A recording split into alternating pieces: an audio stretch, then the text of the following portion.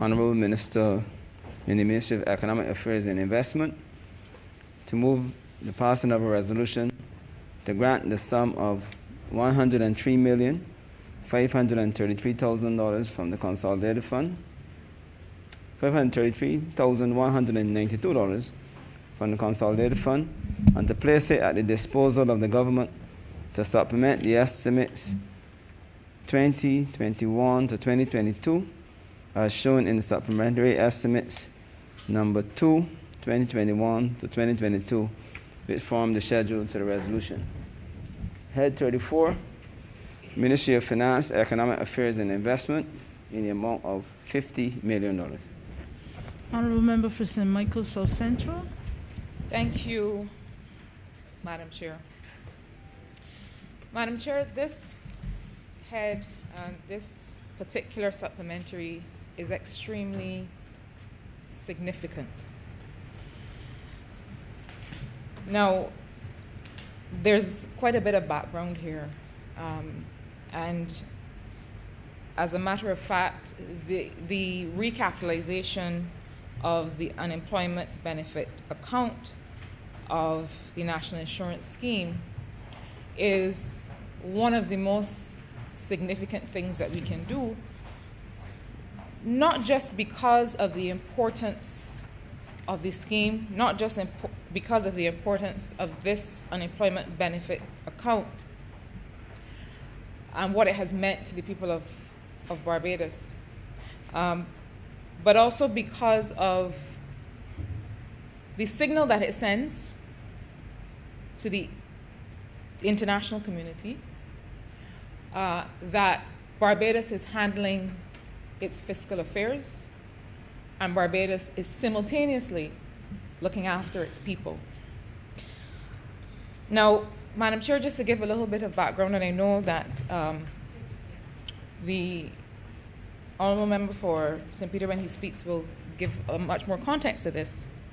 The Unemployment Benefit Account and the National Insurance Fund are two of the 6 funds that are managed by the National Insurance Scheme. Now, we happen to be following an era, if it can be called that, a decade during which the National Insurance Scheme, having established itself as one of the most enviable mechanisms set up anywhere in the world to protect workers and to protect the rights and the economic future of people, having established itself as such, was then called on in the decade preceding this administration to, I could only say, to take the place of good financial decision making. And so the National Insurance Scheme became particularly exposed during the last administration. It became one of the biggest holders of government debt. And as such, when in 2018 we had to undergo a debt restructuring to return this country to good financial health, it meant that, in particular, the unemployment account, benefit account, stood at a disadvantage because of that restructuring. It suffered a 37.5% reduction in its government securities, and we knew that we would have to take some steps to put that back in good order. Now, the National Insurance Scheme, and I want to give some perspective here. It is a fully funded scheme, and the history will show you that having gone through a process of pension reform in 2003 and having been able to shore up its assets, the scheme has always been one that has performed well and has remained reliable for the citizens of Barbados. So we had the debt restructuring in 2018, and that caused some loss in value. But more immediately and more recently, this country and the world went through and continues to go through the COVID-19 pandemic. Now, Barbados was and continues to be at an advantage in response to the pandemic, not just because of certain health decisions that we took, not just because we took the decision to set up the Harrison's Point facility and to isolate the main healthcare system, the QEH and the polyclinics, from the treatment of the health response to the pandemic, which turned out to be one of the best decisions that we could have made. So not only were we in a good position because of that, not only were we in a good position because we had taken the necessary steps to bring the country back into good financial health so that we could get our reserves back up to where they sit today at around 2.6 billion, the highest they have ever been. Had we not done that, imagine what COVID would have done to this country. So not only those things, but we had and have a national insurance scheme, a social security scheme that provides benefits to people that many countries wish they had established when they did and wish that they were able to offer to their citizens. That national insurance scheme was not able to only provide the regular benefits through the unemployment benefit account that it would normally provide, but we also had to take certain decisions. And COVID for us has been the great teacher. It has shown us the gaps in many cases in the mechanisms that are needed to respond to people. But the truth is that no country, no social security system, no social protection system, no education system anywhere could have been prepared for the pandemic. But as education systems go, as social protection systems go, as social security systems go, those in Barbados are among and have been among the best prepared and the best positioned to respond to the pandemic. We didn't get it perfect. No one has. But we were able, not just to be able to deliver the benefits that the scheme was set up to do, and I'll come in a minute to the numbers that we could never have anticipated, but also to provide new benefits. Because what we saw was that those who were self-employed would have been and were at a disadvantage. And we were able to use the scheme, and through the scheme, to set up things like the self-employment benefit that people would not ordinarily have had access to, but we needed to respond to people who, own cosmetology salons, own hairdressing salons, own shops, and so on, that had to come to a standstill, but that ordinarily there would not have been provision for them, and we created a fund that would have been able, over a 3-month period, and then further extended to provide a benefit to those people. But COVID caused a complete standstill in the private sector. I want to emphasize that the public sector and public sector employment remain constant. And we, in fact, had as a government to step in where the private sector could not respond.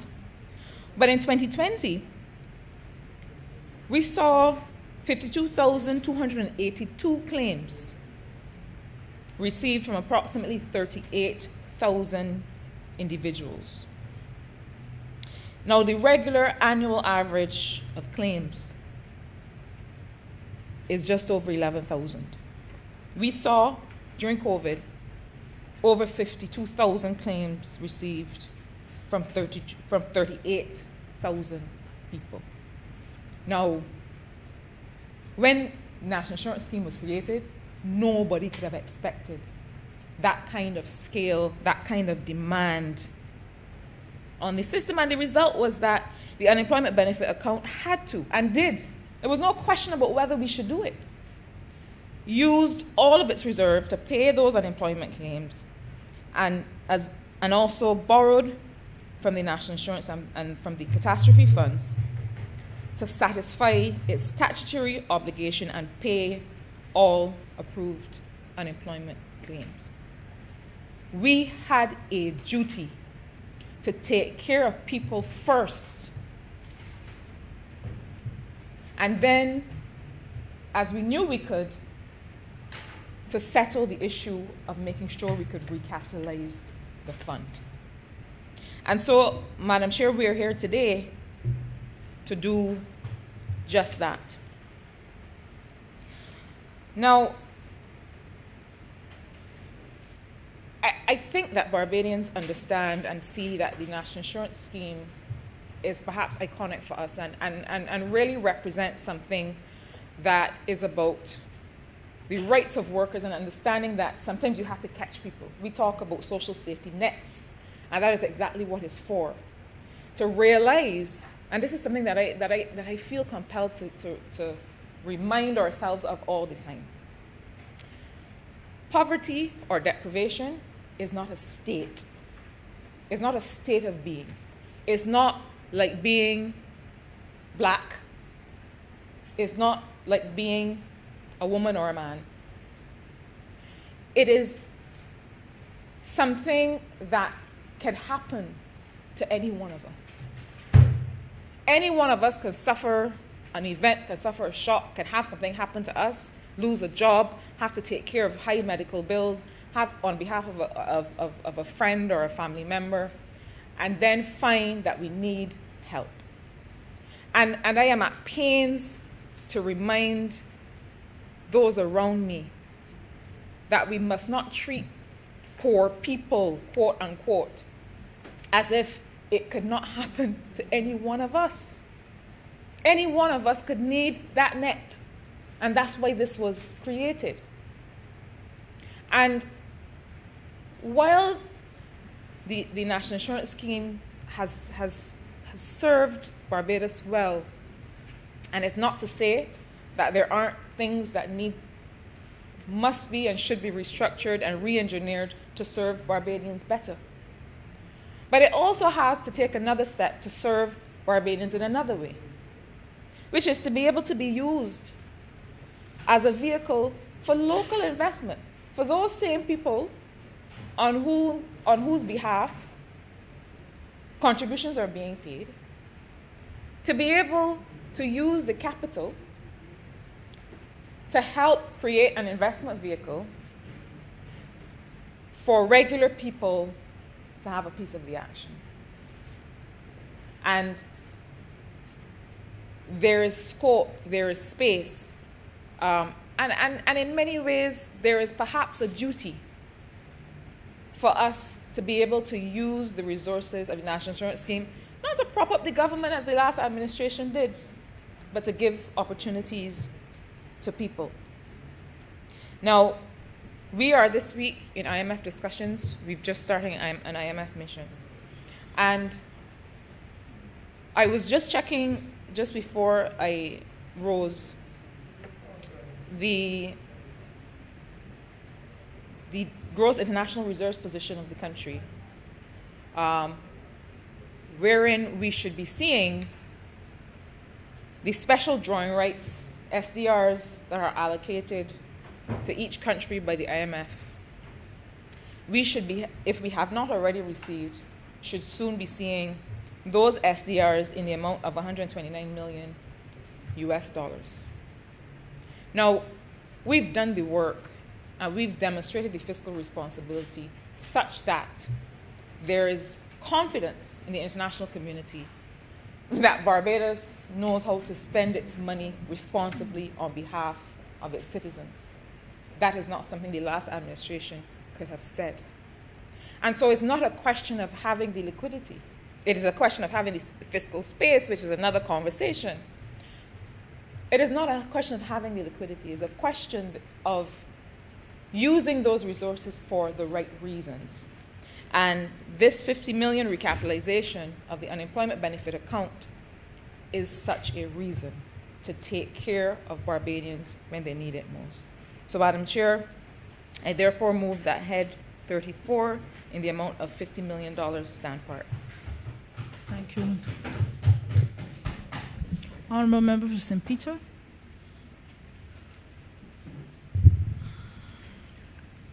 Thank you very much, Madam Chair. I rise to add my support to this resolution before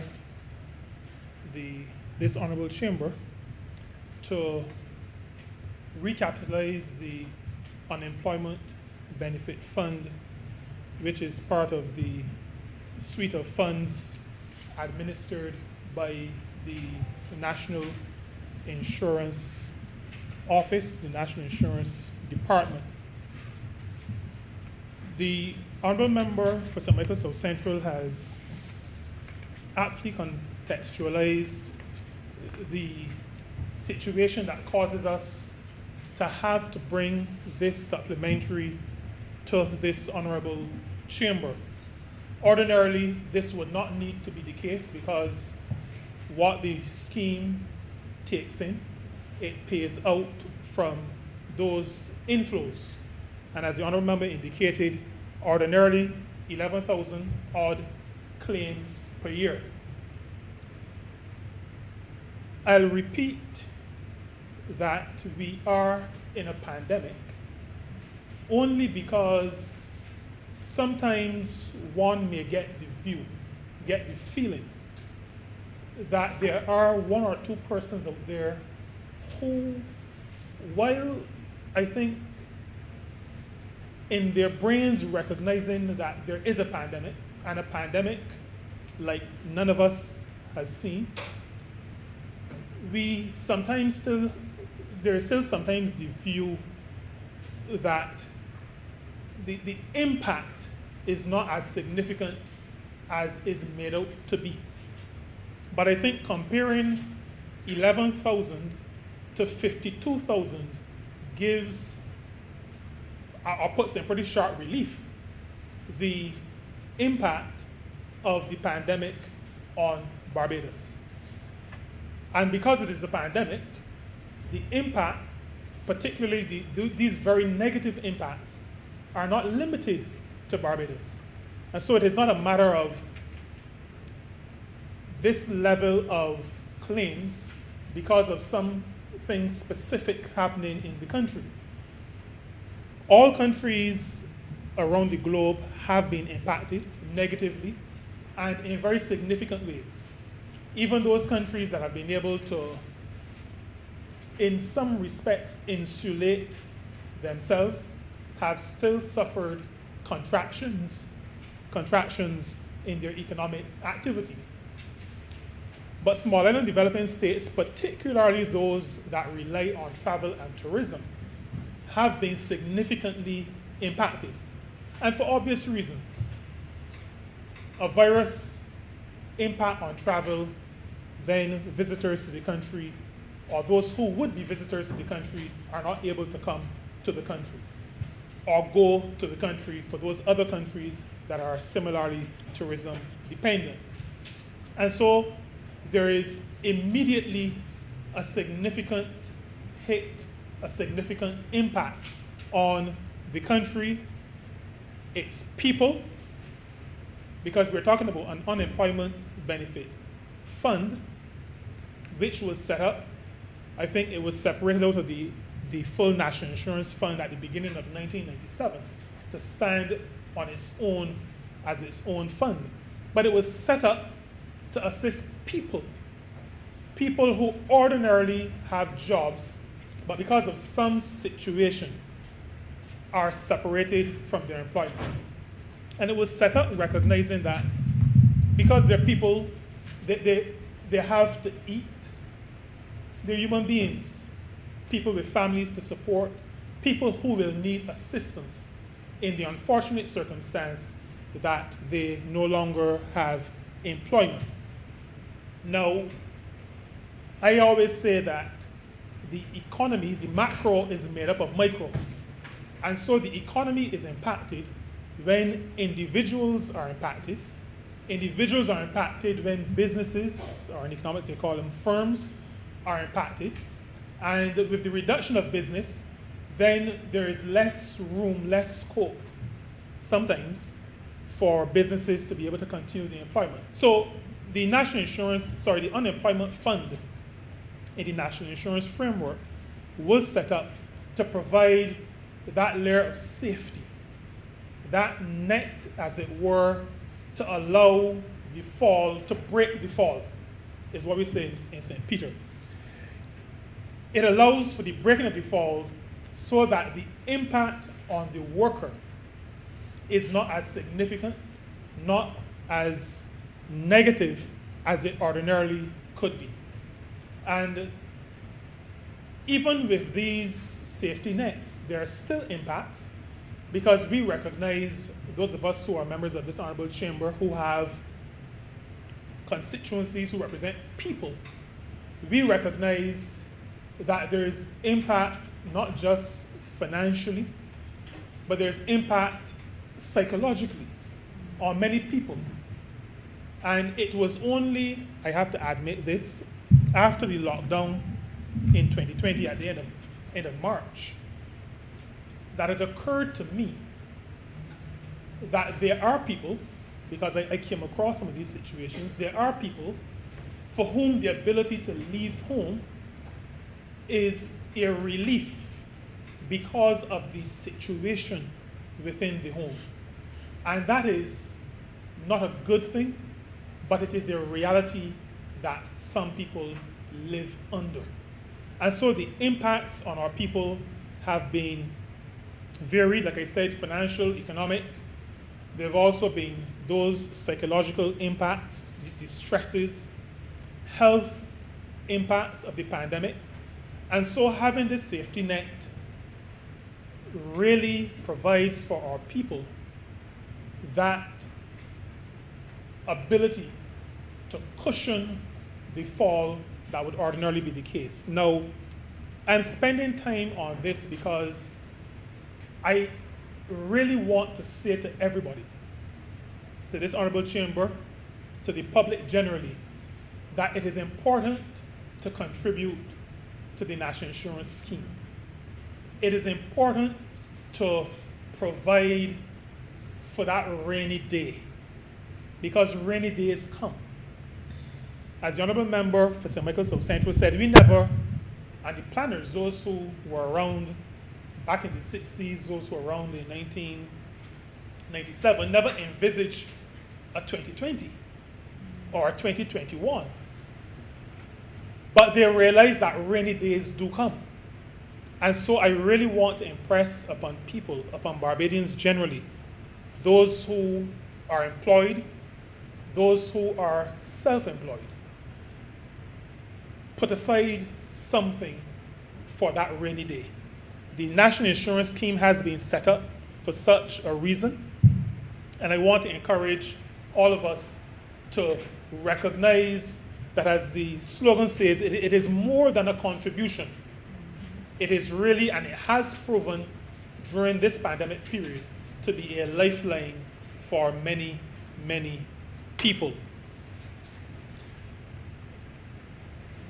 The Unemployment Benefit Fund, because of the pandemic, because of the situation of persons losing their employment, exhausted its funding, and so we are here today to recapitalize the fund to some degree, at least to allow it to be able to meet its immediate needs.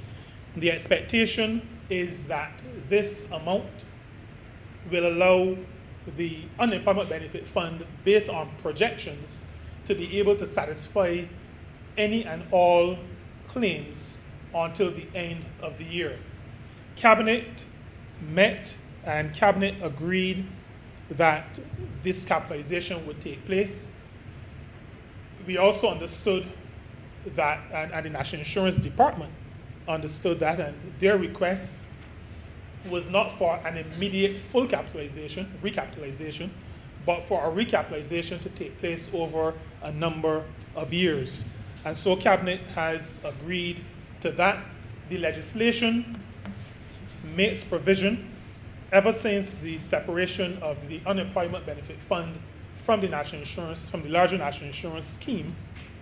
The legislation says that if there's any deficiency, then this honorable chamber would, in a debate such as this, make good the situation and allow the fund to be able to do that which it was set up to do. We had in 2020, as we said before, 52,282 claims, roughly 38,000 persons. So far for the year, and this is particularly the case because of the second shutdown we had earlier this year, 23,455 claims. What I will say is that the claims are steadily declining, and the number of claims for July was actually the lowest number in 16 months. And so we are going in the right direction in terms of reduction of number of claims, and that has to do with the fact that the economy is on its way back. Now, on that score, I would want to say to the country and to all of us, we really have a responsibility to do all that we can to ensure that the country does not have to endure any further or any future shutdowns.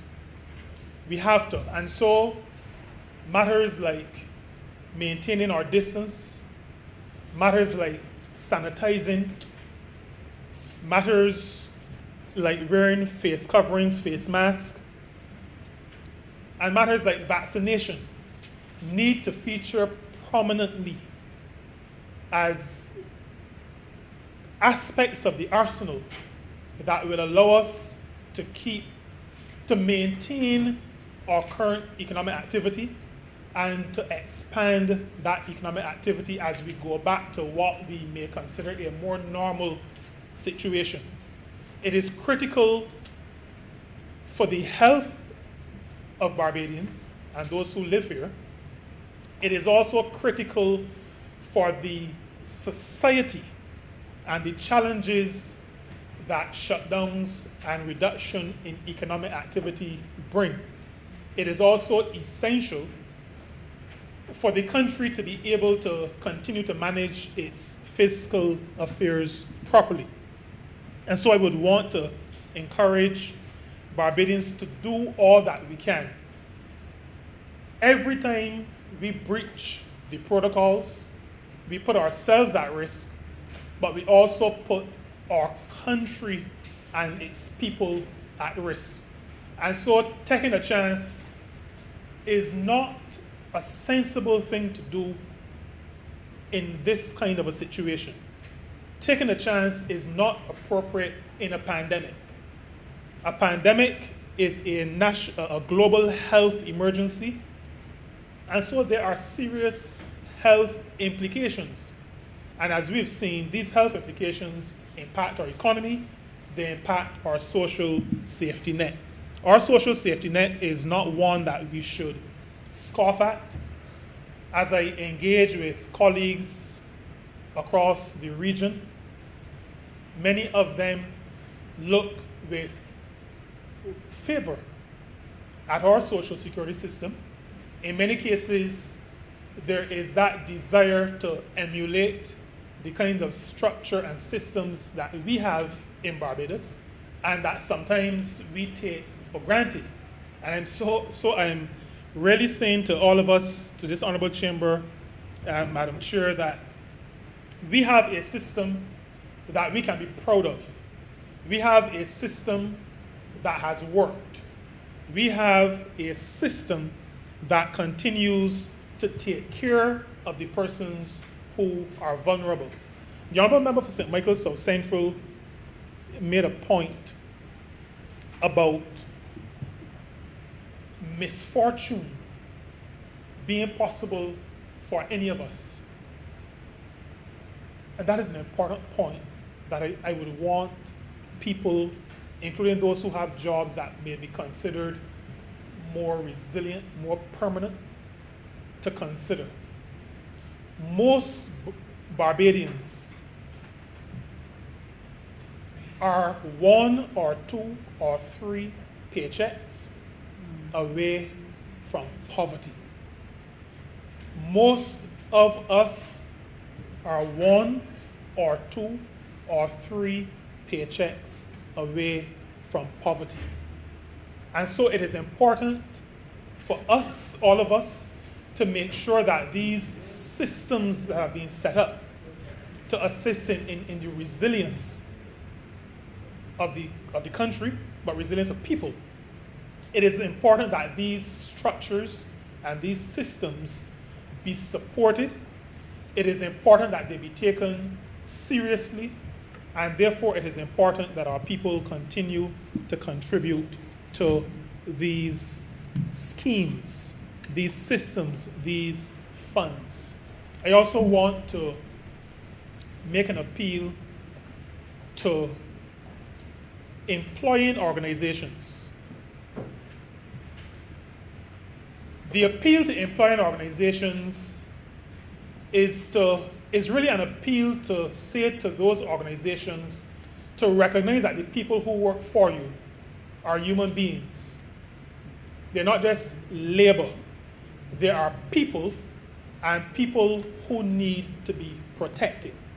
And so attempting to find ways of moving people from being employed and to refer to them as contractors or subcontractors or self-employed persons is not appropriate. It does not recognize the humanity of your workers. And if you are a decent employing organization, you would want to do the right thing on behalf of the people who work for you. And so what sometimes we see as the practice of attempting to justify moving persons from employment to some other form, casualization, moving to informality, we want to ask persons to desist from that. I say that at the same time as I recognize that there is a move not to informality or not to casualization, but to what is referred to as a gig economy type of work arrangement. And the gig economy is a new, to some degree, way of working. It is a very attractive one, but it is also a way of working that is engaged in by people who do not want to be tied to any particular place of employment or employer for a very long period of time, who want to be able to move around and share skills and earn a living. Those persons also have the opportunity to make sure that they are part of the social security system. So I'm not, by my call, diminishing the fact or the reality of the gig economy. We encourage entrepreneurship. We encourage people to involve themselves in new forms of work, but always remembering that that safety net is important for all of us. Before I conclude my brief remarks, Madam Chair, I just want to say something about the severance situation and I think I should use this opportunity to do that.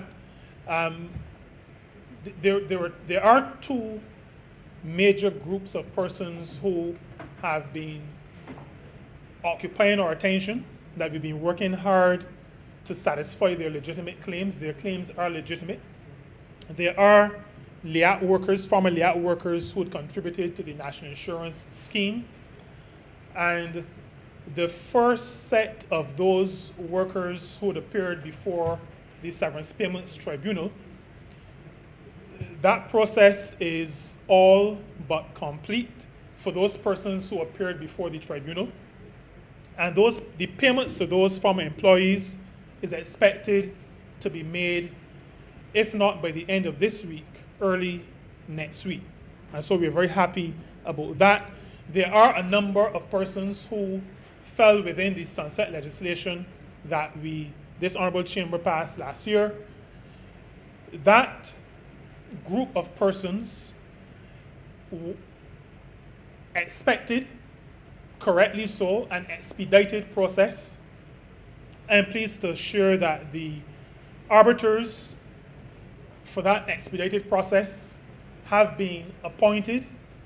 They have been given their instruments, and the information that I have suggests that dates have been set for those hearings, and so we expect that between the end of this month and very early in September, that those matters relating to those persons who are in the expedited process will be satisfied.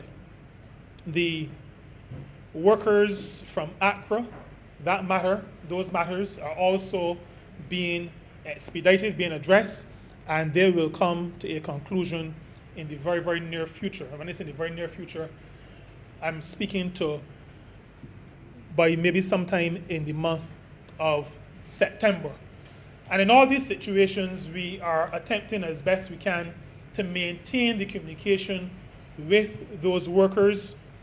We understand the pressure, and I use the word understand. Maybe I should not use the word understand, because a person has to have on the shoe really to feel the pinch. But we recognize that those persons must be hurting. And so we are doing all that we can to make sure that the process is not prolonged unnecessarily, that we follow all the laws that we need to, and that all payments are made in an expedited manner. I repeat what the Prime Minister, the Honourable Member for St. Michael Northeast, has said on a number of occasions. We will not allow our people to fall through the cracks. We've said that is a commitment we have made, and this party in government has always stood by its word. And so we will do good and do right by the people. The final thing I want to say, Madam Chair, is that, and I'm picking up on something that the Honourable Member for St. Michael South Central said. The National Insurance Scheme, generally speaking, must be seen as both that safety net for the workers of this country, as well as a vehicle, one of the vehicles for the development of this country that will allow those workers and others to enjoy a better quality of life. Significant funds remain in the entire construct managed by the National Insurance Department, and it is important that the funds of the people are put to work on behalf of the people. The people's funds cannot be whimsically used, and under this administration will never be whimsically used. But there has to be a recognition that the goal of all of our efforts, the goal of all of the funds that are deposited, paid in by all of us who pay national insurance, the end result is to ensure that Barbados is in such a position as to be able to provide for persons, whether it is maternity, unemployment, severance, whether it is in catastrophes, whether it is unemployment injury, whether it is pension when one reaches pensionable age. The scheme must be able to provide in those scenarios. And while preparing to support persons in those scenarios, the national insurance scheme must be in a position to make sure that all of the attendant services, whatever is needed for that national development, takes place. And so it is important that we recognize that the fund is the people's fund. It is set up to protect people. It is set up to make sure that this country is one where the people, the workers, are able to enjoy a good standard of living now and also enjoy a decent standard of living when they reach retirement age. And so, Madam Chair, with those words, I support this resolution for the recapitalization of the unemployment fund. Thank you. Honourable Member for St. James South.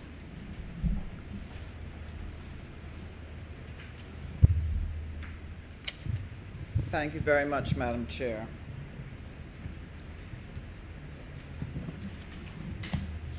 I want to start by thanking this government for doing what it is about to do, which is to recapitalize the NIS fund to allow us to create that safety net, as was just shared by the previous speaker, and to allow Barbadians to know that we are seeking to manage their affairs well.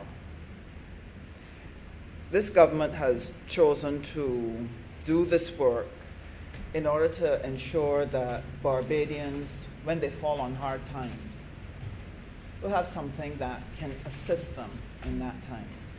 But this is not the first time that the Barbados Labour Party has done things with the foresight that it normally operates with. I remember when the fund was in trouble and it needed to be recalibrated so that we would not run out because of the changes in the population size. It was not a very popular move. It resulted in people paying a little more into the NIS, but I'm trusting that Barbadians can now see the wisdom with which we have always moved as a government, the Barbados Labour Party government. And so I want to sincerely congratulate our government on this. But what I want to focus on this afternoon is the whole issue of, if we did not have the NIS and the other things that we put in place, how would we have managed COVID? COVID is not something to be trifled with. COVID was not predicted by anyone. No one knows where it's going to go. I heard on the news that there's now a new variant called Gamma. So we had Alpha, Beta, we're now at Delta, and now there's another one called Gamma. And we don't know where it's going to go. But what we do know is that COVID is going to affect our lives. The question that we have as a country, as individuals, as citizens, what are we prepared to do to protect our lives? What are we going to ask of our government to do to protect our lives? Our government has answered the call. We're recapitalizing. But we as citizens also have to answer this call, because I listened with some alarm that in St. Lucia, their daily case yesterday was 121. In Trinidad, it was 81. Jamaica has also been climbing. And this fills me with alarm because I know that it could affect us. if we as citizens and as a government don't take the necessary care to protect this island from that virus. And when I look at the impact of lockdown, this is an experience, a first-time experience for us as many people in the world, but certainly for us here in the Caribbean, what lockdown means. Now, in big countries, huge economies, lockdowns mean that their economy will slow down. And many of those countries do not have some of the benefits that we take for granted here in Barbados. Like the things we provide on the NIS, that you can get maternity care, you can get this, you can get that. There are a number of different things that we offer, unemployment, etc. Some places don't offer those types of things that we have enshrined in our NIS. But a lockdown, the COVID lockdown, just simply slows down those economies. But small island states like ours, lockdowns can kill the economy and its people with it. And that is why it's doubly serious for us. We've already pointed out how the slowdown in the developed countries was between 8 and 10%. For small nations like ours, it was in the vicinity of 20%. And this impacted everyone on the ground. So if we had to translate that into COVID parlance, it would mean that small island states like ours have comorbidity issues, that if we get hit with a lockdown, it can mean death. Once you are dependent on tourism, you are going to be at risk of economic death, because tourism is the heart of the economy.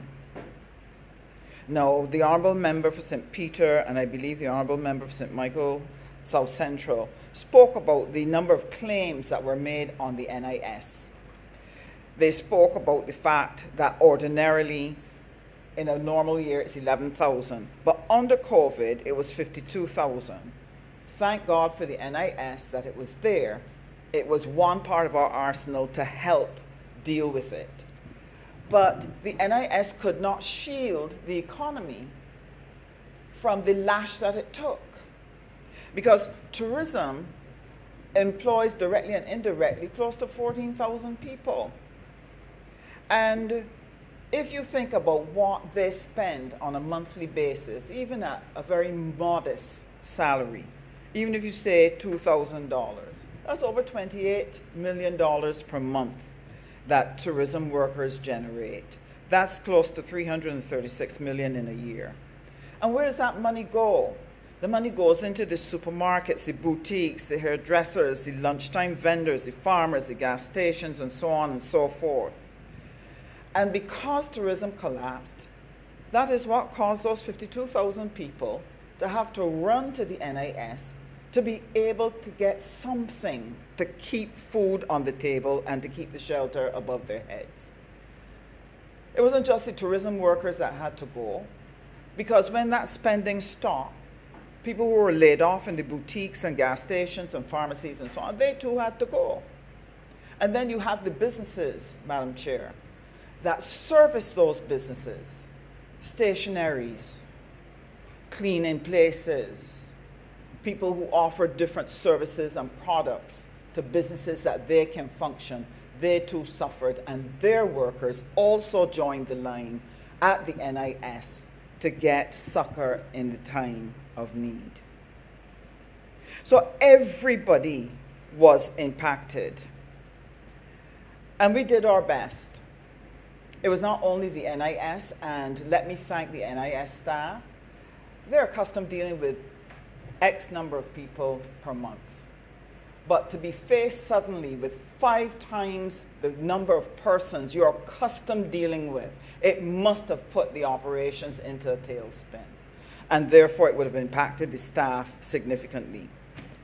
We did what we could in terms of vouchers, in terms of the household program of offering some households that had no one working $600 to help keep them afloat. But the truth is that that will never be enough what we need in Barbados is to be able to find a way to get our economy back on its feet so that we can earn again. I just want to explain how we could get back up. To get back up and to get all the other businesses up means that tourism has to re-emerge.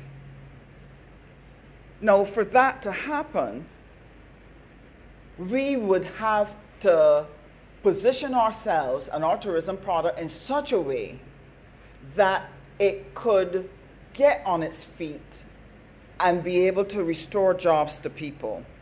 But here's the problem. Tourism is vulnerable in two major ways. It is vulnerable from without, because events taking place outside of our borders over which we have no control can shut tourism down. We discovered that on 9/11. Or it can be damaged from within.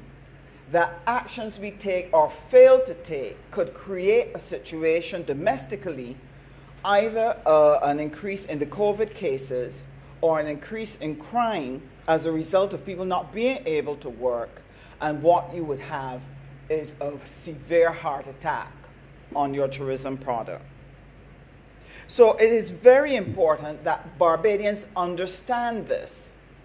Now, we do not have control over what is going on outside, because as COVID cases rise, people will start to limit travel, either because of desire. I'm not taking any risks, I'm staying home, I'm not going anywhere, I'm not getting on a plane. The citizen can do that. They can shut down our tourism, a citizen from somewhere else. Or a government could decide there's too much risk and just blank travel. So if we are to be able to find a way to live while all these countries are fluctuating through all these waves and so on, there has to be something that we as Barbadians can do and must do in order that we can restore it. If from within you get the spread of COVID because of variants, and the spread occurs because Barbadians do not take seriously the importance of vaccinations, for example. There's some who don't because they feel I'm young, it ain't gonna do me nothing. Was the big thing? If I take it, you could still get the COVID, so why put myself to the trouble of taking it? There are people who are that way. There's some who are terrified. They feel that something is in the vaccine and it will kill them, and therefore they do not wish to take it. And then some have other philosophical reasons why they do not take it. But the point is, all of this puts us at risk of spread. And if we were to have another lockdown, I don't know how the NIS would be able to withstand several onslaughts of lockdowns. So this is why it is important that as Barbadians, we take seriously what we have to do in order to ensure that we keep our country safe. And that means, as was shared by previous speakers, protocols, masks, sanitizing, distancing, and not taking risks, especially with people that you know, because they tend to spend a lot of time in your presence. So the restoration of our tourism now, therefore, means, yes, outside will fluctuate, but if we can keep Barbados steady, if we can keep the cases down, if we can build the notion or the image or the brand that Barbados is safe, for those who want to run away from their at-risk homes, wherever they are across the globe, to come here, not just for a holiday, but to come to be part of the long-term program that we have, where the welcome stamp that will allow you to stay here for a year. If we are able to consistently send the message, despite thick and thin, despite the variations going on outside, that Barbados is always able to keep this virus in check, then, Madam Chair, our tourism could rebound, and Barbadians can work, and we can feed our children, and we can pay our bills. This is going to be important. though the NIS and the vouchers helped us during that period, and I want to sincerely thank again the charities that worked to do hampers, the charities that gave vouchers, government for making monies available. They can only help in a pinch. They were not able to meet all of the needs. While it may have allowed you to put food on the table, it might not have been able to stretch to rent. It might not have been able to stretch to the light bill or the water bill. And so families continued to have pressure. Even though they were being given assistance, they were still under pressure. And many families are not able to sustain that pressure for several years. It is hard. It is hard. And therefore, if we want to seriously respond and do all that is necessary to relieve our own situation, to act in our own interests, Barbadians have to be alerted that the only way to get back to work is to use the protocols. The only way to get more income to pay those bills, it means the protocols.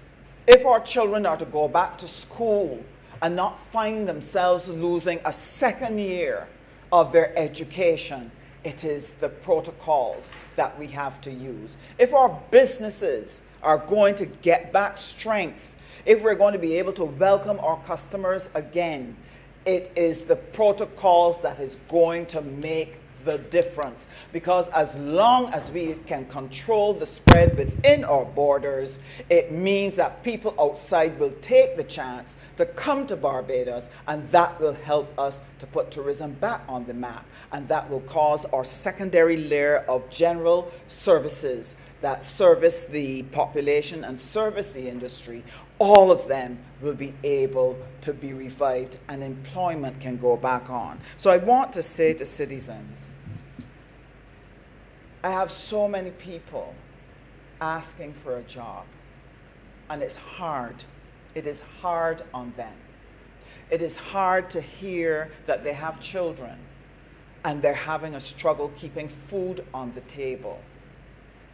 But I know there's one thing that all of them can do right now. Our protocols, and the other thing they can do is vaccinate. If we are going to create that safe tourism, then we have to act as partners together. Government has its role that it must play, and it must play it well, and it must play it consistently.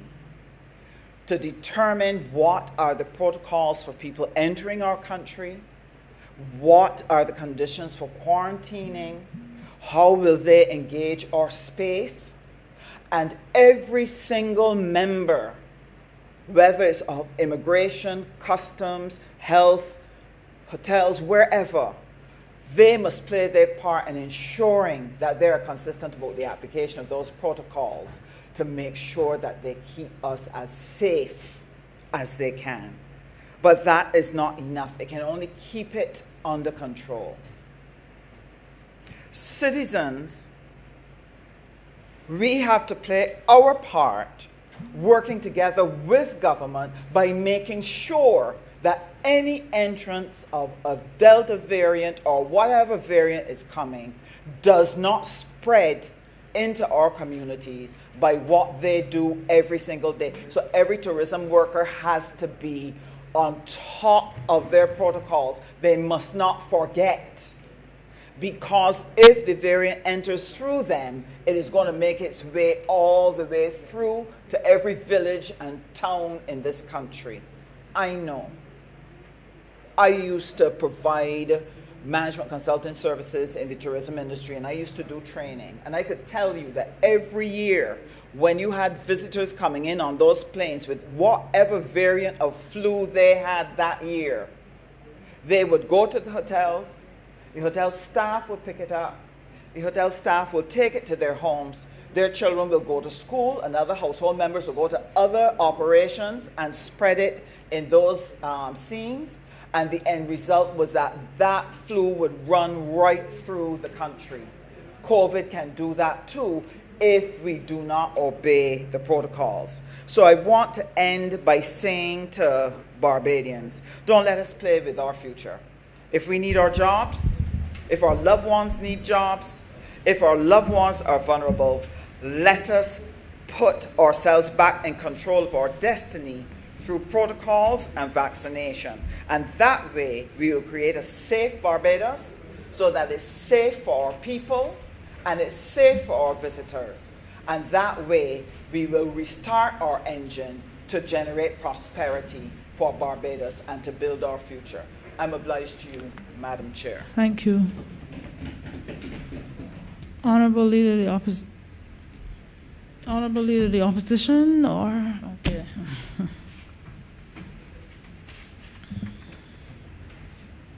Thank you, ma'am. Just to make a brief contribution to the discussion, debate on the supplementary request before us. I do thank the government for allowing me at least a sight of the supplementary request.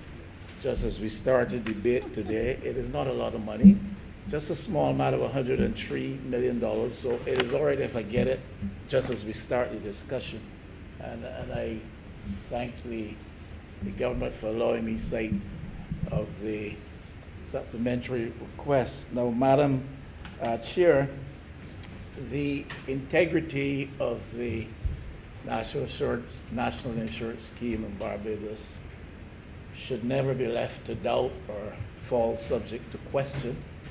In recent times, and when I say recent times, I mean over the last 12 years or so, from time to time questions have been raised as to the integrity and the viability of the funds under the broad rubric of the National Insurance Scheme, and that should never be something that falls to doubt. This is not a fund derived from revenues earned through normal tax initiatives.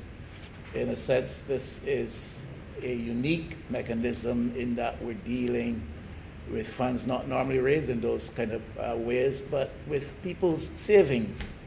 And therefore, it should never fall subject to question, where the extent to which that results is that people have serious doubts about its viability or about their future, whether that future be fairly immediate, should something ill befall them, or distant with respect to pensions and stuff like that. So I would want, obviously, to support the attempt to recapitalize the unemployment fund here, one of the major funds handled by the National Insurance, Barbados National Insurance Scheme.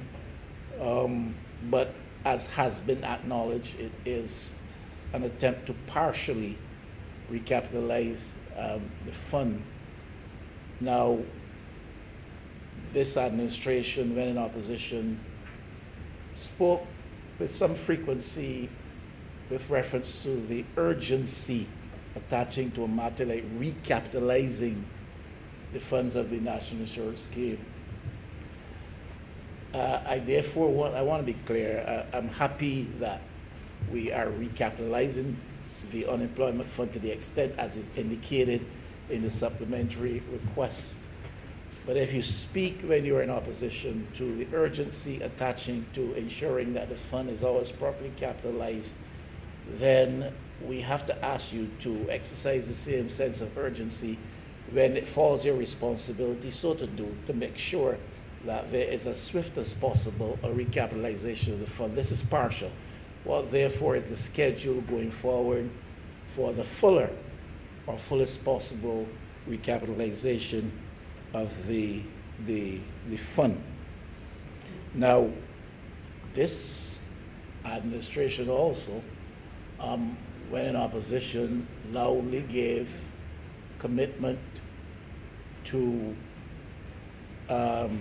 redress the matter of debt reduction in Barbados, to undertake a program of debt redress, but to do so without having to make recourse to debt default or haircuts. The reality is, when faced with the responsibility after coming to government, whatever the circumstances, recourse was immediately made to haircuts and defaults in order to redress the situation with respect to debt in Barbados. And the National Insurance Scheme was one of those funds in Barbados that fell victim to this. The National Insurance Scheme, together with the Central Bank in Barbados. So I hear you say, in one instance, debt must be addressed, and urgently so, but without reference to haircuts or defaults. When faced with the responsibility, immediate action is to, by default and by haircuts, inflict some fairly devastating blows on major funds in Barbados, both at the central bank and at the National Insurance Scheme. These are realities. It falls government's obligation and duty to explain why they undertake the courses of action that they do, having taken, prior to coming to office, positions which were contrary to those actions. I want to suggest, as I have before, repeat again, therefore, governance reform is one of the things which is necessary, and I don't think this government has spoken loudly, clearly, or in any sustained fashion with respect to governance reforms around the operations of funds under the NIS or even at the Central Bank of Barbados. We did bring a measure here to this Parliament some months back that addressed certain things at the Central Bank, but I don't think we've gone far enough. And governance reform is something that is widely needed in Barbados on several fronts, but certainly when it comes to the operations and the management of major funds, such as those under the rubric of the NIS and those managed by the Central Bank of Barbados, we have to be careful that we always have in place the kind of governance structures and mechanisms that nullify or negate, counter any attempts to, on the part of the political agenda, to influence decision-making by the principals at the central bank or the principals in management of the national insurance funds in Barbados. I think these things are very important. We talk a lot about the lack of proper audited reports from several state-related entities. And again, these two are principal above state-related entities, Central Bank of Barbados, National Insurance Scheme. But I'm calling, Madam Chair, for urgency to be attached to ensuring that the National Insurance Scheme provides proper and prompt audited reports of the undertakings over there. This is one of the things that will help to sustain people's confidence in the integrity, people's confidence in the future viability of the scheme and of the funds managed by these schemes.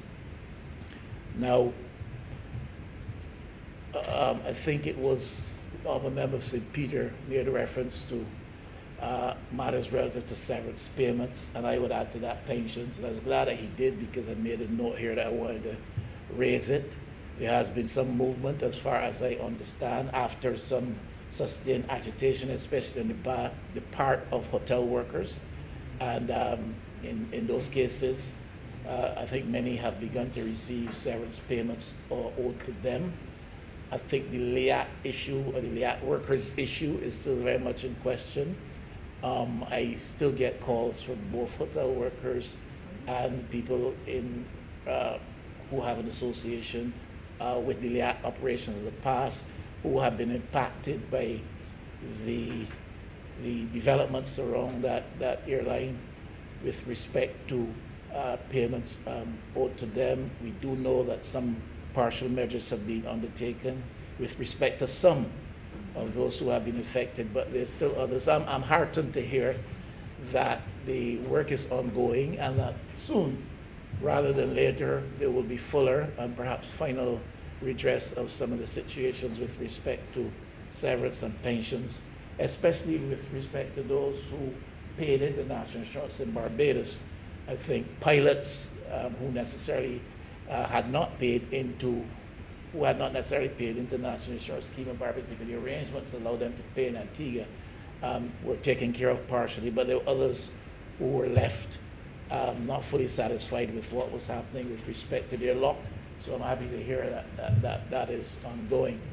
There are some workers, I raised the issue here in Parliament too long ago with respect to workers associated with Tues, what is now Tues of Barbados, change over from the original ownership, the original management relationship, workers who formerly had an arrangement under the purview of the National Conservation Commission. And my information is that there's still people whose lot has not been fully seen to subsequent to the changeover to Tues. I raised it here. I think the Honourable Member for St. James Central gave the assurance to the Parliament that persons had been fully paid. My information is that there's still several people who have outstanding amounts of pension owed to them, people who have pension arrangements not fully and finally formalized, and therefore do not know what is going to befall them and their future with respect to that. And I therefore urge for a statement that would give some clarity to this matter. Now, there is some pressure being brought to bear, as I understand it, upon the government by one of the international financial sources or entities to make some adjustments to pension arrangements in Barbados. There's a little bit of disquiet with respect to that. The subject has lost some of the spotlight, I guess, with all that is happening around us. And I would really urge, encourage, wish, invite somebody on the part of government to speak, if they are in a position so to do, as to what is likely to happen with respect to pension arrangements for workers in Barbados, and particularly so public servants who serve and work in the cause of this country. What does that portend for them, those who will be entering the workforce? What does that portend for them? And when are we likely to know definitively where we are going? These things are important. I don't want to take a lot of time. I support the partial recapitalization. I urge for greater sense of urgency with respect to fuller capitalization, some perhaps declaration of what the schedule is with respect to that, and that we seek those who form government to establish in the minds of people a strong confidence with respect to how these institutions function, and that the viability attaching to their operations will be such that their futures are not, people's futures are not imperiled. I also again urge for a serious look at governance reforms with respect to how these entities are managed, with respect to individuals who are still suffering, having been severed, lost their jobs, or retired, the issue of severance and pension, I mentioned just a few, and certainly beyond that, the whole issue of pension arrangements in Barbados going forward, especially for those who will be coming into the workforce at some soon date. Thank you, ma'am. Thank you. Honourable Member for St. Michael South Central.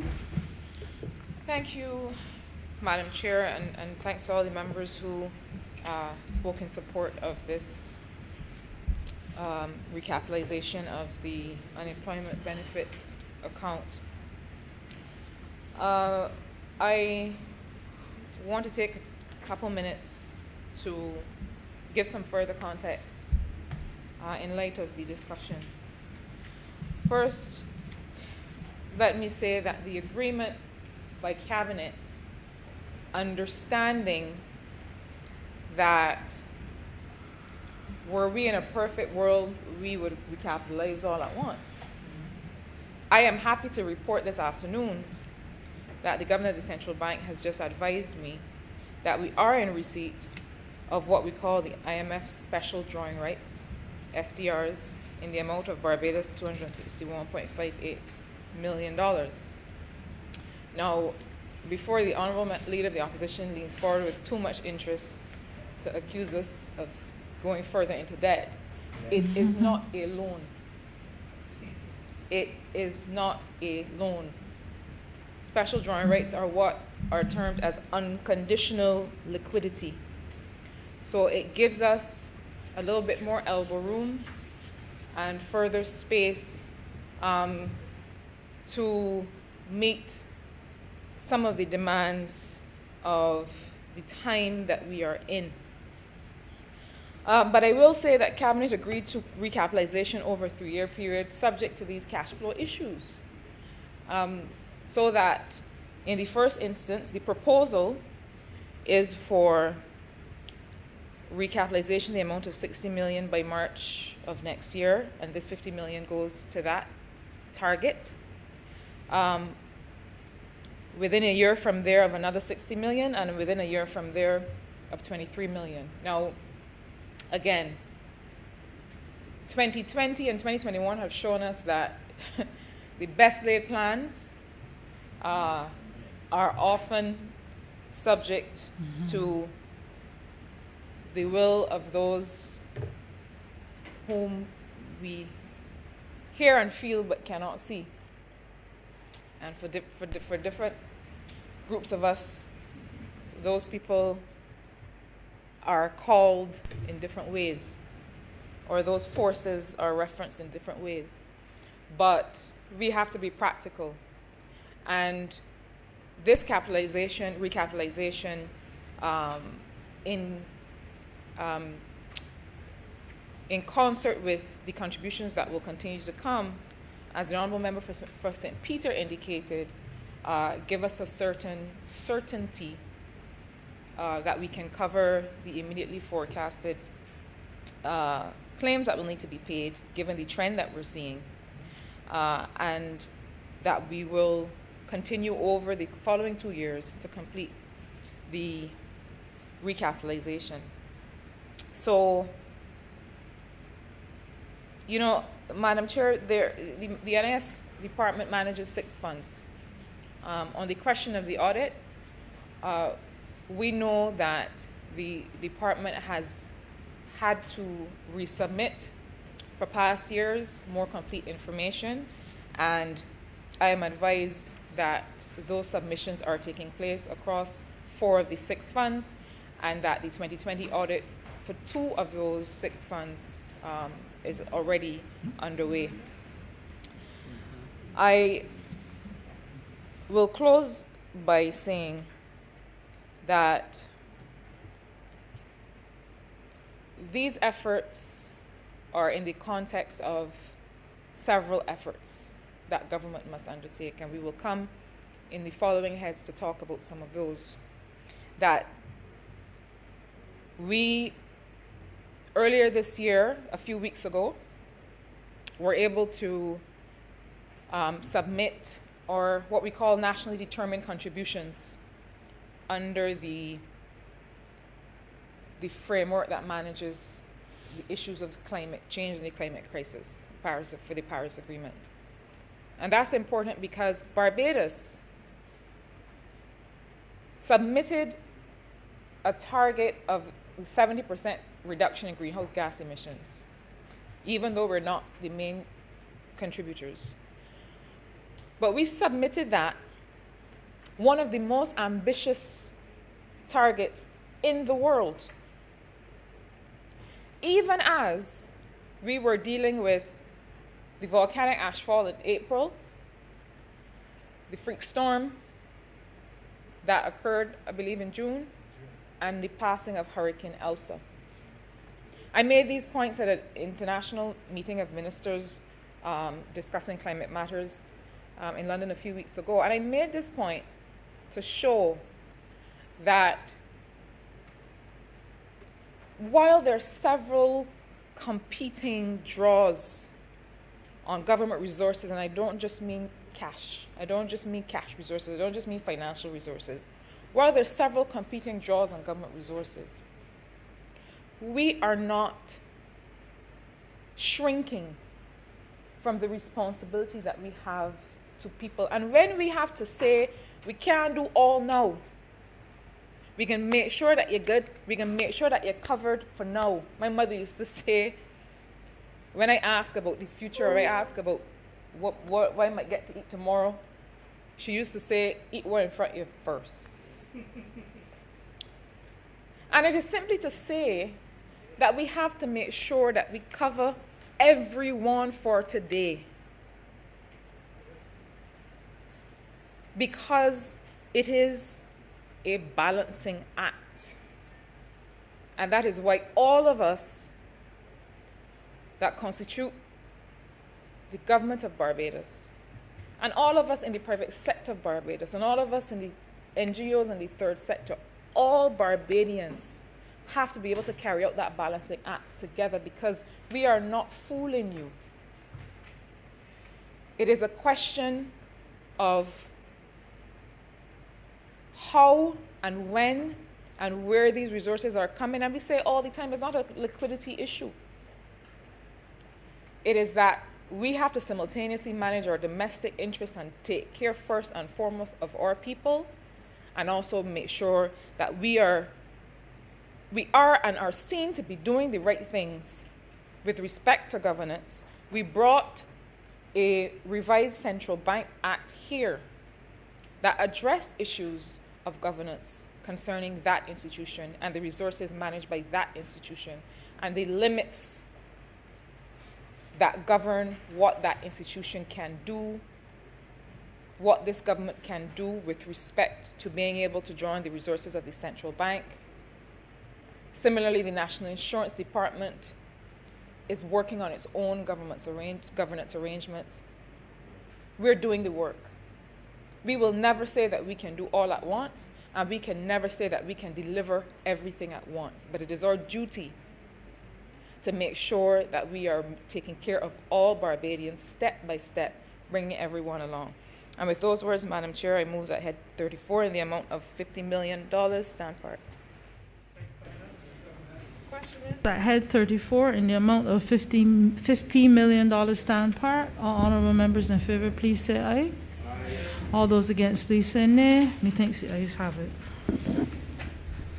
Head 86, Ministry of Health and Wellness, in the amount of $1,077,992. Honourable member for St. Michael South Central. Thank you, Madam Chair. This sum is required by the Ministry of Health and Wellness to facilitate the implementation of the COVID-19 tracking and monitoring system, which includes the further development of what we have all come to know as the BIM Safe app and the SHAPE application.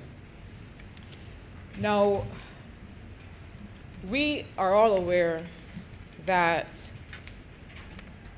the Ministry of Health and Wellness must be given the resources to do what it needs to do in order to protect us. But even so, this morning, the Queen Elizabeth Hospital shared with the public the acquisition of 2 ambulances, 2 new ambulance vehicles. And as we speak, an expanded, improved accident and emergency department is operational. It goes to, I shared, remember for Christchurch West, shared some personal stories this morning. I'm going to share a small one, no names though, except perhaps the name of my dog.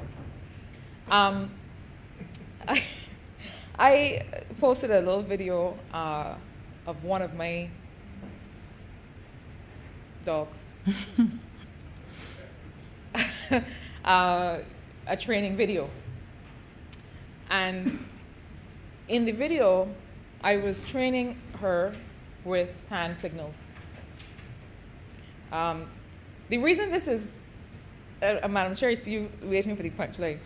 The reason this is important with those of us who have animals, especially protection animals, is that sometimes the animal is far away from you, sometimes the atmosphere is noisy, and if you have to ask the animal to do something and to respond, sometimes a hand signal comes in handy because the animal can look at you and know what to do without you having to say anything.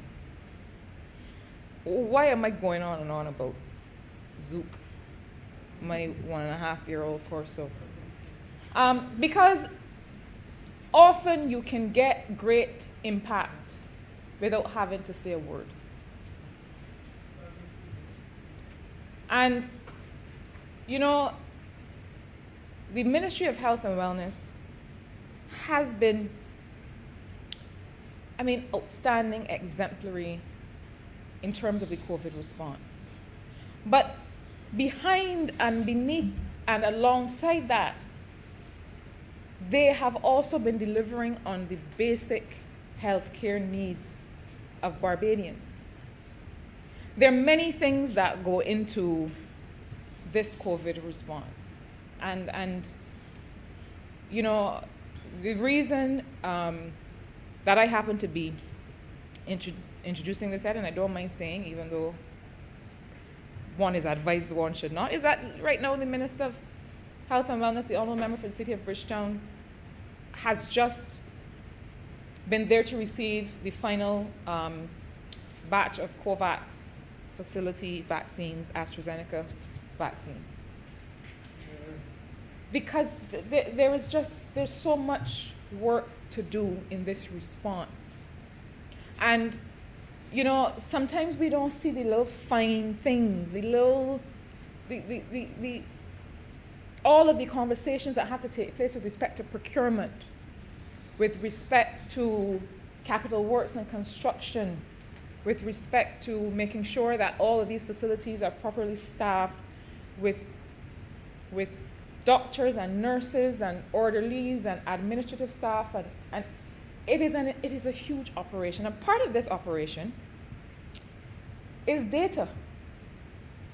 And Madam Chair, you will perhaps know this more than any of us in here. It is so important to know what is going on with your population when it comes to health. The first thing that you do, Madam Chair, when you see a patient is take a history, right? You have to know the baseline, you have to know exactly what is happening and where this person is coming from that presents to you.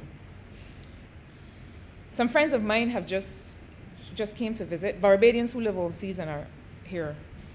And when they came in, whenever anybody comes, anybody at all, I ask, how did it go at the airport? What was your experience? What was your experience with respect to testing, with respect to getting through? How did it go? And they said it was unlike anything we've ever seen anywhere else that we've gone. And we know that sometimes there are things that happen, but in general, this was their experience. And they said, and what was amazing to us was the use of these apps to be able to take our information and to be able to deliver results to us and to be able to track us. And you know, they said we had just come from somewhere else and nobody asked us anything. Mm-hmm. And we were so happy to be asked questions. We were so happy to show our proof of vaccination. We were so happy to tell the authorities everything, because we want that if we need to be contacted, that we can be. We want that if we happen to have been sitting next to somebody who turned out to be positive, that we know right away. We want to be part of a robust healthcare response. And so this BIMSAFE app and this SHAPE application, I believe, were developed right here by Barbadians. And it is part of the contact tracing. I will tell you that when Barbados started contact tracing, very few other jurisdictions were doing it. People were calling us and saying, but how you found all these people that were related to this particular case? And we were able to contain the spread because of the tremendous work with contact tracing. And those officials, you know, I'm often in meetings with officials of the health sector. I say the health sector because it's not just public sector. It's also private sector. Everybody is coming together in the sector to be able to mount this kind of response. And when I consider the commitment and the willingness to be up at any hour of the morning, but I suppose, Madam Chair, that's the nature of the profession, to be up at any hour of the morning, to stay till any time of night, to sit down and go through details.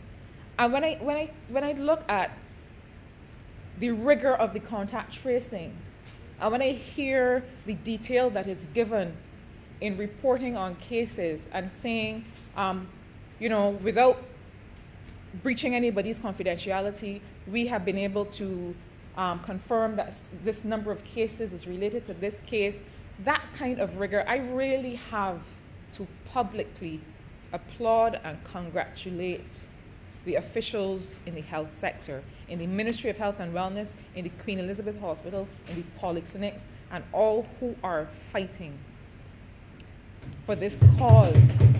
It is difficult work, and it is often thankless work. But these types of technologies have allowed Barbados to stand out in terms of its COVID response and in terms of keeping people well and healthy. I've noticed from the reports that the uptake of the Pfizer vaccine so far has been overwhelming. And I'm happy to see that. I'm happy to know that people, having joined the conversation about COVID vaccines, are taking their choice to become vaccinated, to protect themselves, to protect their families and their communities. And I hope that it continues. And so with those words, Madam Chair, I move that head 86 in the amount of $1,077,992 stand part. Question is that head 86 stand part. All honorable members in favor, please say aye. All those against, please say nay. Methinks the ayes have it. Head 92, Ministry of Energy, Small Business and Entrepreneurship, in the amount of $2,040,000. Honorable member for St. James Central. Thank you very much, Madam Chair. Madam Chair, this is a very simple exercise where we seek the support of the House in order to, as the accounting code makes clear, provision $2 million towards fund investments, which I will elaborate on in due course, and equally the sum of $40,000 towards furniture and fittings. Ma'am, I suppose I should begin by pointing out that this all forms part of the Sustainable Energy Investment Program, which has come to be known as Smart Fund 2. And for the benefit of those within earshot, there are two Smart Fund programs. The first was Smart Fund Energy 1, and that was implemented in the year 2011, and I believe ran until sometime around June of 2017. And now we're at Smart Fund 2, which really is encompassing more or less a continuation of the activities of Smart Fund 1, but against the lessons learned from that Smart Fund 1 experience. The program's objectives, ma'am, are very simple. They're twofold in nature. First of all, to reduce the dependency by Barbados and the Barbados community on fossil fuels. And secondly, ma'am, the increase in energy efficient technology across this country. It is important to remember, ma'am, that the fund is very practical in its approach. It is really directed towards assisting businesses in this Smart Fund 2 There will be tremendous effort towards targeting businesses, again, targeting public sector entities, and even, ma'am, assisting private homeowners in some respects.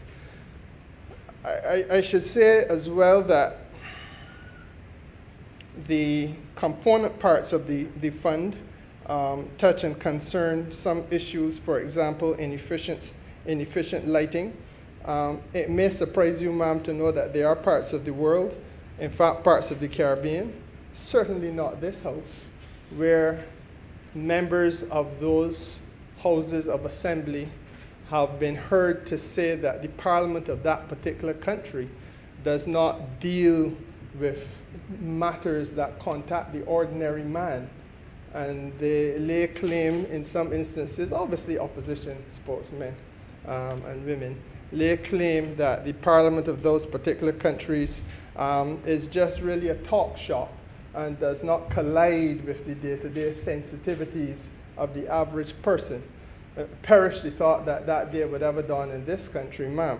But the fact of the matter is that, as you will well recall, this parliament was treated to a control of inefficient lighting bill only a little while ago, which falls very squarely into this whole exercise that we're talking about, where we are trying to make sure that energy efficient technologies are brought to the people of Barbados. Albeit that that particular piece of legislation was more related to concerns that arose under Smart Energy 1, it is part and parcel of the general thinking that drives us in Smart Fund 2. Now, ma'am, what are the programmatic structures? The program structures are 3 component parts. The first, ma'am, with respect to Smart Fund 2, is that there is going to be financial instruments, or there are going to be rather financial instruments aimed at providing money for the design and the development of renewable energy projects and energy efficiency projects as well.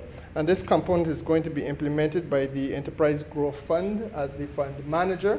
There is already an agreement in place between the Enterprise Growth Fund and Fund Access for Fund Access to work in partnership with Enterprise Growth Fund so as to make sure that these deliverables can be specifically targeted. Bear in mind that Enterprise Growth Fund does not naturally treat micro and small enterprises as its main client, but Fund Access does so. And so therefore that is the reason for having that type of partnership arrangement put in place. But the intention is for that fund being managed by Enterprise Growth Fund Limited in collaboration with Fund Access to be structured in such a way as to make sure that small and micro businesses be the ultimate beneficiaries of the financing that we're talking about. The component 1 is broken into 3 sub-component parts. Subcomponent 1 is the pre-investment studies for small micro enterprises and grants to finance pre-investment studies and pilots in energy efficiency exercises and renewable energy efforts. So that if, for example, you have a small business out there and you're interested in finding ways to make it green and energy efficient, then it will involve some element of audits. It will involve, no doubt, some element of study as to what best you should do, what menu of options you may be able to be assisted in coming up with.